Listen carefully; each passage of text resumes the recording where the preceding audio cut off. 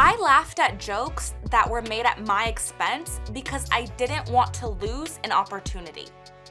You keep attracting disrespect because you're used to it. And the scary part is you don't even realize it's happening. You're so used to tolerating it, your radar doesn't go off fast enough. So you laugh along at a joke that was made at your expense. Meanwhile, your self-respect jumps out the window. Until you learn to spot micro disrespect and shut it down early, it will keep repeating in different faces. So here's a real life scenario. I worked for a production company at one point, and the producer, he put on shows all over town. One day I walk in, it was him and a couple other people, and he was like, "Hey Melanie, give me your hand." And I put my hand out a little trepidatiously. And he's like, "I'm gonna write on it." And I was like, "Whoa, no. And he's like, "No, I'm good. I'm just gonna write a little something." I was like, "No, I don't feel comfortable with that." And he's like, "Come on, you're being sensitive. I'm just joking around, haha. Just gonna be a little thing." And then he takes my hand and he writes something on it. And I just felt weird. When you have a weird cringe in your gut and you know something is off, but you can't put your finger on it? That's exactly how I felt. And then after he wrote on my hand, he was like, "I can't believe you let me do that." Are you kidding me? So it's we did this whole back and forth where I said no multiple times, and then you made me feel bad about it. And this is happening in front of people, mind you. Also, you could just say, "Ha, you let me write on your hand. You let me kind of disrespect you." It felt like he was this dog who peed on his side of the fence. You know what I mean? And I just felt really kind of embarrassed about this at the time.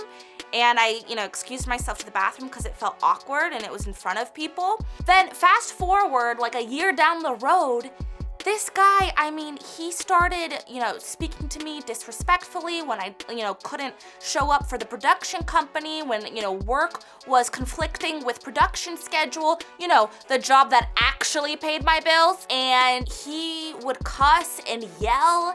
And finally, I broke out of that toxic dynamic. But looking back, I was like, that time he wrote on my hand was the first sign of disrespect. And it was under the guise of a joke, which is honestly how most manipulators start. Most manipulators, they don't start off with "Hi, I'm David, and I'm here to ruin your life, haha." It doesn't go like that. It's these little micro acts of disrespect just to see how far they can push you.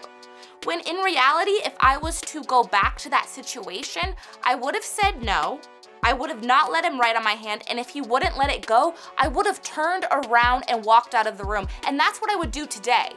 It is better to look over dramatic and keep your respect than to seem, cool and lose your respect. Because it might seem like nothing in that one instance, but it will grow over time until all of a sudden you feel like you can't control what this person may say or not say to you, and you feel out of control of your own life. So as a people pleaser, it's really important to center yourself. And when you're having these social interactions, if you feel a flare of "Mayday, mayday, this doesn't feel right," to believe it right away. And sometimes when these kind of social interactions happen in a professional space where someone's disrespecting you, especially if they're your boss or an authority figure, you might feel like you have to put up with it, but you don't. You think you have to put up with it because you don't believe that there's any other opportunities out there for you, because you don't believe that there are other people who will treat you with respect and give you an opportunity. And that is something mentally that you have to shift, because I'm here to tell you that every job is replaceable. Every authoritative figure is replaceable. So you have to trust in yourself that you can attract better people and opportunities to you because I have, and that's why I'm saying it with such vigor. I am so grateful that I parted ways with that guy. I am so grateful that now I believe in myself to know that if I don't feel right in my gut about something, it's wrong and I should leave right away. So be over dramatic, say no, and get out.